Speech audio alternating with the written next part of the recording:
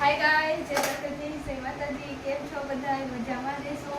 તો આપણે આજે વ્લોગ ચાલુ કર્યો છે જાજા કહીને, કેમ કે હું ફ્રી નહોતી, મારે થોડું કામ હતું એટલા માટે. તો આજે આપણે રાતે નીકળવાનું છે 10 વાગ્યાની ટ્રેનમાં દ્વારકા.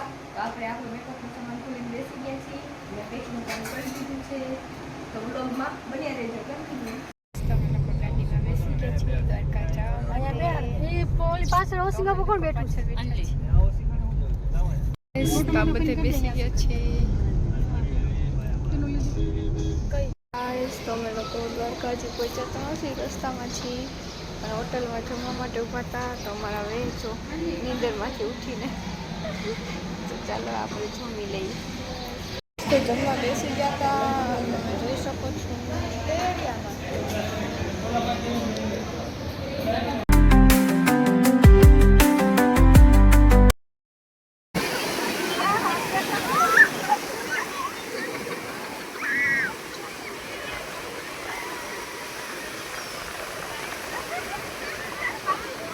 અમે રૂકમણીજીના મંદિરે પહોંચી ગયા છીએ.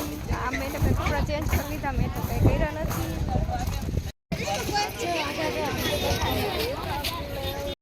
ગાઈઝ, આ છે રૂકમણીજીના મંદિરનો વ્યૂ, કેટલો મસ્ત છે.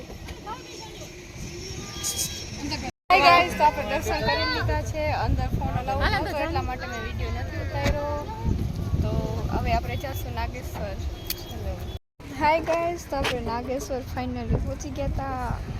અમારી ફૂલ હાલત ખરાબ થઈ ગઈ છે કેમ કે થાકી ગયા એ બધા. નાગેશ્વર મંદિર અંદર પહોંચી ગયા છીએ દર્શન કરવા. કેટલી મસ્ત મંદિર છે મહાદેવનું.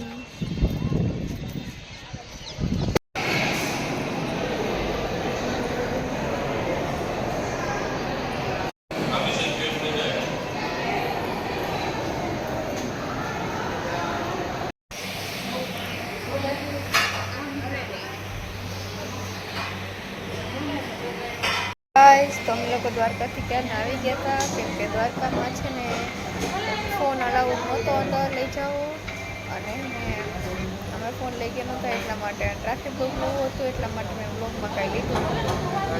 આપણે હવે આવી ગયા છીએ હોટલે જમવા માટે.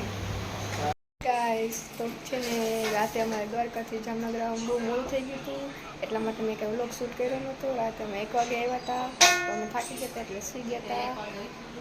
તો આપણે હવે વ્લોગને કહીશું એમ, મળીએ નવા વ્લોગમાં. Bye bye.